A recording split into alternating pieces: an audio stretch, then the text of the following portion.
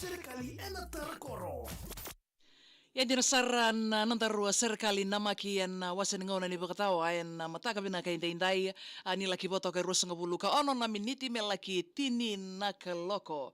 Ni andar bina kada beokani ni sama politiko mai yan bioli beliba ni Dios ngabuluka 2.0 FM rasar talnga ni sama mai en Facebook live ni BTFM en buku ni kan rngodi serabi live talnga nonandaru serikali ka kuning wala ba saat ko talnga ni saraba live talnga en YouTube channel kay na TikTok account ni VTFM. Bayan rato yan, ibigay kami sarwa kanta ni sangayin dalawa alis ito kamay na bay wali bola tudo ko sarra. Nindo pa tabuli ito kamay en mataka na ni kuwa kanindo na magbulimay en serikali na maki en bay mataka tao do ko sarra.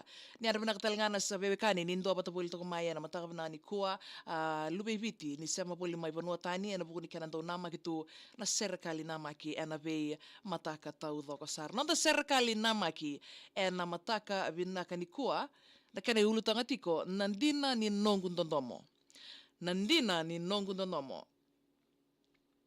Rele subi na matay ni ngauna ni nondaru besotari. Rua saiban tua ono na dondomo sa dhiri bakaya wayani. Nongolo mani vale munre binaka koto endelai turaki dhangina ya omay na kemu indivi ki utongu mokasiraki. Na moitobo ke na rai esa besuka na nongu baka sama. Au tilo tilama nongueli ni kovula serau meundangava.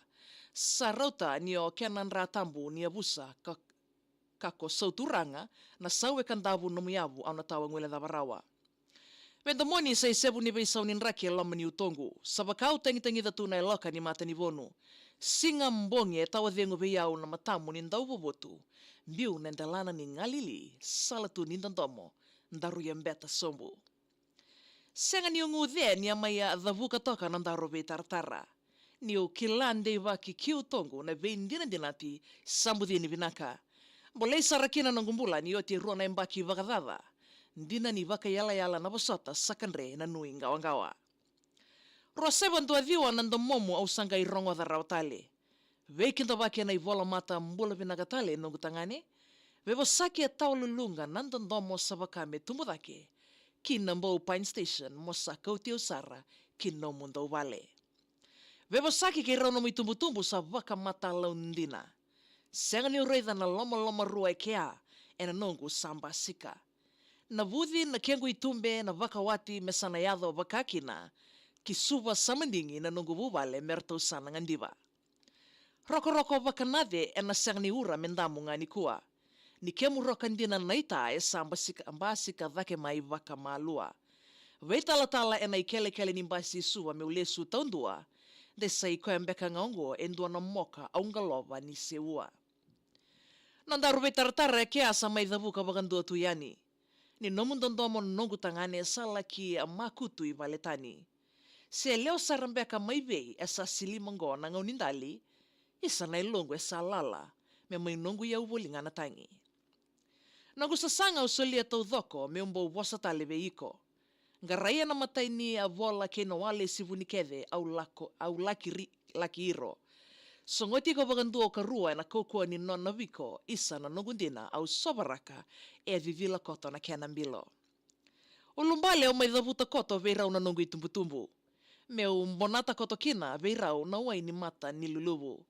Mbadha kuita au tilau mai kamidha vakana yate ni sumo. Tawa kila ina kena nganga ni rani kauti kenda kimbulu. Dondomo tawa oti au ndau na numiko ena nongu nganga ni masu. Isa dhabambeka sa nomu inaki na kalaulevu na tamangu. Wakatamba ni uto ko nongu tangane ena veindina dinati nilo mangu. Ndreyawa sara komalolo ena kena mati ni singa ni vakananano. Oiti ni sasanga miosana ngirile sumanda ki nomu ndau vale. Taro yani ka somi mai ni ko seyali tiko ngaya ni nongu tangane. Kavoro ni utongo au wakila ni vaka mena senga ni walirotale. Dhabambeka nongu dhala mombo tukuna mai na nomu ngangandre. Nui sa dhala mai dhakoso na kuru ni vole kana koro. Ratucho wasa tumba ilangi na edhamu ki utongo esa busolo. Kavoro laka tuna utongo niko nandakuya nongu dondomo. Ngauna leka darua sea sana na numitunga abakambalolo. Nongu ilolama uvia bako tayani morongo datale bakandua. Kalau ngata nomu iloku mati au valendua mbula au valerua. mai tado rikoto iau ni nogunto moniko rui kaukaua au na wawa tiko nga ni nondaru vendina dinati au taura matua. Serikali sa tonggai au kerea na nomu bevo sotin daulomani. Ni unganrewa na nogunto ndomo veiko me tukuni kataki. Nandina ni ndomo ngo ko sake na rositale ukutaki. Ivono ni ngau nandivi nongu kadhau ni ngau mevuka takayani. Toto kabo tina kiana yanda mai rongo tabato toka na mataka ni venga ravi enda inda na nandarua serikali namaki kavaka utitiko mai ena rua tolundua waimanu rode suva ni taki ni damaro takabata ena mataka vinaka ni kuan na talendi ni mbuli serikali etiko ena nanda wanua ketiko mbeka endona talendi ni mbuli serikali volai tumbengo rendona serikali vuni tagi toko mbenga ivale rongada vaka utamai me mo ilika yani me keto me wilika na nomni endoni venga rabi na BTFM en rua tolundua oi manu road ngoka isuba nama katel mai na ngono batongo en singa ni mataka nomu serikali namaki en vakatawa.